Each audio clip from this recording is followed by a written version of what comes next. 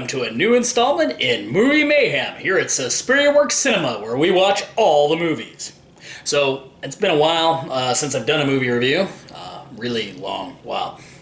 Partly just because I haven't had a lot of time. And secondly, I was trying to review a lot of stuff that maybe people hadn't seen to give an idea of what the movies are about and maybe, hunt them down and check them out. And I don't know, some of them are a little hard to find, so, no one could ever see them, so they didn't know what I was talking about. Also, I find it kind of interesting on movie reviews, the amount of people that just like to say, well, you're wrong. Like, what am I wrong about, right? Or you've offended them personally as if they made the film. I get it. Now, if a director comes in and says something, I would listen to him. But otherwise, there's no being wrong. It's a review of a movie. I like to point out exactly what I like and dislike about movies, very specifically. So, if you've watched my reviews, you pretty much should be able to guess what I'm going to think of most films, but hopefully it's interesting to find out why. So, I'm going to start, we'll be trying to pump out a lot of these on a more regular basis now. I'm going to start doing with some requests that I've had, and we'll get through those first. So, today we're going to do John Carpenter's Big Trouble in Little China. Now, I'm not going to title these the same way, but I'll throw it under the John Carpenter section. For me, John Carpenter along with Dario Argento are two of the greatest directors of this generation or my generation or whatever you want to put them in. So I was hesitant really to do a Carpenter film, mainly because all of them pretty much are going to be overly positive reviews. It's not, it's because I honestly believe he's phenomenal. His character, his vision, the way he does everything just seeps through in all of his films. So, and again, Carpenter was the director that he made me realize I like film and I like directors, and that directors are important to films. I remember thinking at one point, it's like, man, I really love Halloween, and that Escape from New York movie is really cool. Big Trouble in Little China, it's one of my favorite movies. And then I was watching, I'm trying to think, I swear it was They Live I was watching, and I was like, John Carpenter. Oh. And then it went from there. And I started looking at different directors I like, I like two or three movies this guy does. Well, what about the rest of his catalog? So I went and checked out other movies. A lot of times you'll notice, even with super big name directors like Scorsese, there's movies in his catalog that aren't talked about as much, but they're equally as good. They're just maybe not in line with their usual brand of work, or maybe they didn't do well at the box office, but that doesn't mean they're not good. The box office is dependent on so many things, and there's so many movies that necessarily aren't going to be a box office draw. Everything, if you look at, let's compare a film like Avengers, which made over $1 billion. Now you compare that to I think it was the same year, Wolf of Wall Street. Which of those is a better film? Well, obviously Wolf of Wall Street is a better film. So the box office take is very irrelevant, but it does make a lot of films go into obscurity where you can't find them, or your friends don't know about them, no one talks about them, so few people have them in their collection. They end up not being on a Netflix or streaming.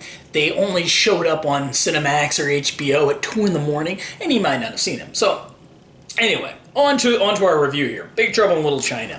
This, importantly, also marked the last time Carpenter agreed to work with a major studio. He did go back for Escape from LA after they agreed to pay him a lot and give him complete independent control.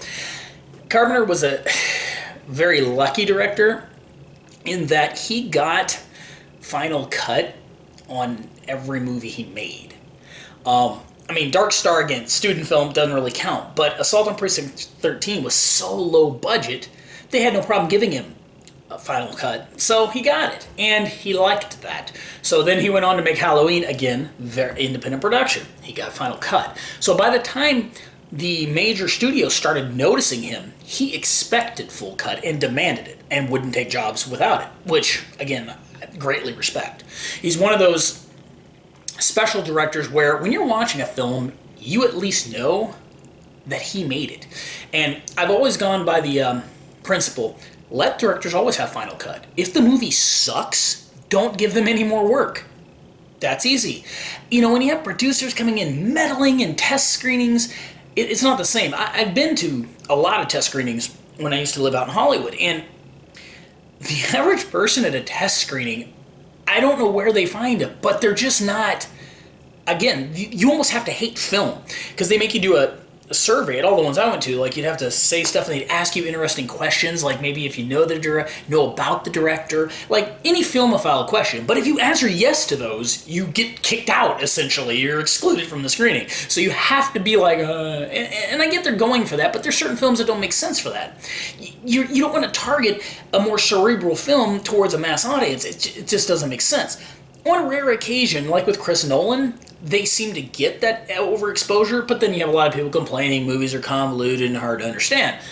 But in the end, they make the money, so they don't care. So, back to Big Trouble in Little China. This was the last big studio effort Carpenter did.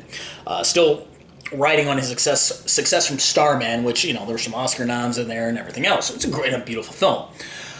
But this. So, Soy Hark had worked in the States in the late 70s and loved Star Wars and learned how to do Hollywood special effects. Went back to Hong Kong, made Zoo, and some other films, and other directors of the time followed him, and really delved into this over-the-top wuxia type of filmmaking, which, you know, you'd seen some of that before, really, like, but it was less so. The wuxia genre, you know, existed for at least the 50s. But when Soy Hark came back, he added the special effects, the laser beams, and more of the over-the-top stuff that you hadn't seen. Well, Carpenter had seen Zoo and really liked that and wanted to incorporate that Hong Kong wuxia style into an American movie. So that's where the genesis of Big Trouble in Little China came from. And, you know, it's kind of cool. So in essence, you can say Star Wars inspired Raiden. And this movie has, I don't even know how to explain it. The one-liners are so good, and the entire movie is basically chock full of one-liners. If you don't know this film, obviously, go see it. Stop right now. Please go watch this movie. It's entertaining as all holy hell.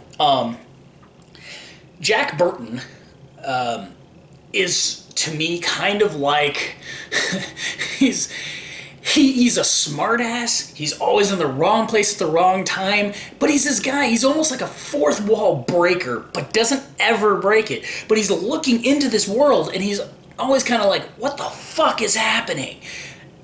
But it's so ridiculous to him that he just doesn't give a shit. And he's so arrogant and cocky that it makes it hilarious. It's one of Russell's best performances, and one of Carpenter's best characters.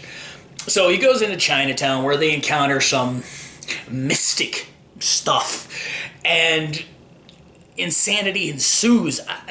It's even hard to explain this movie. It plays off to me a lot like it's a fish out of water archetype, except your fish is your arrogant American action hero, and then he's thrown into a Chinese wuxia story, but he doesn't know anything about that. So you've got, and it works well too, because at the time this came out, especially in the mid '80s, people, I mean, aside from the hardcore, you know, Kung Fu Saturday watchers and collectors, they didn't really know a lot about Hong Kong cinema. It was hard to find. You know, you did tape trading, or you watched whatever they decided to show on TV. You know, so a regular American moviegoer watching this has no idea what this crap is. All this Chinese mysticism, as they call it, going on, and Burton is that guy. he doesn't either. None of it makes sense to him. So the whole idea is they gotta find a Chinese girl with green eyes so Lo Pan can resurrect himself in human body form. Okay, kind of weird and strange, but it works. It's not even revenge this time, which makes it less kung fu movie. And you know, he always Jack Burton refers to himself a lot as Jack Burton, and I don't know, it works great. Kim Cattrall is a really cool love interest. She's funny, sexy in this. It's hard to review a movie that like this that I actually love this much. I didn't even need to watch this recently because I already watched it like a month ago. I just watch this movie so often that there's, you know, not a lot to say about it other than to me, this is one of the greatest movies made. I can watch this over and over. It's always hilarious. The action scenes are fantastic. The special effects work brilliantly. They look good. There's some awesome little in-jokes. They're doing the fighting and the magic, you know, playing like they're on their little Nintendos. It just looks absolutely great. This is one I do like that Carpenter doesn't really make sequels. With Escape from LA, he did. I'll talk about that at some point. This is a movie that easily could have had sequels, but I think it might have ruined some of the mystery to the character of Jack Burton. You know, what happens to him after that? I know they made some comics and stuff, and you know that's a different outside of there. And I think that type of thing can work better in a comic form than going with a full-fledged film. This release is great. Picture looks fantastic. There's a bunch of extras. You got Carpenter commentary with Russell. If you've heard any of their commentary together, it's, again, some of the best commentary you're ever going to get on a film. Totally worth watching. Obviously, this movie is a 10 out of 10 to me. Perfect film. The release, you know, they got a couple cool special editions you can hunt down with some cool collector's things. There's really nothing wrong with it. I'm not sure how I want to do the releases anymore, but I would... it's hard to relate them. You know, the picture quality to me is great. There's nothing wrong with it. It's a nice, clean scan. I don't see any artifacting, no banding. So, I mean, this is a top-notch release as well. They've got, like I said, there's one box set that's pretty cool. That's got like some fancy stuff on it. I don't usually collect the boxes because I run out of room to put the crap. So that's Big Trouble in Little China. I'm gonna hit through a lot of the other Carpenter movies. You know, as I grab them, as I watch them, as some of the newer versions come out, and I'm curious what you guys want to see. So this is the startup of the movie reviews again. So please hit me up. Let me know stuff you want me to review. If I haven't seen it, I'll check it out. If I have, of course, I can rewatch it and give you my opinion. But again, this is a great film. I hope you like this review. I'm curious what you all think of this film as well, and Carpenter himself. Let me know anybody else you want to see, any other directors you want me to check out, maybe go through some of their stuff. I won't do Kubrick. I can talk about that in some video if you want a separate thing, so don't bother with that one. I've had that asked before. And again, I'm not going to do something like a Kubrick just because it's been done so much. There's really... what's the point, right? What can I possibly say about Kubrick that hasn't been said? Now, I personally don't like Kubrick, so that might be a little bit a different type of review. But, again, I don't think there's a lot to add to that. So, let me know what you guys think, and we'll see you here next time at Movie Mayhem.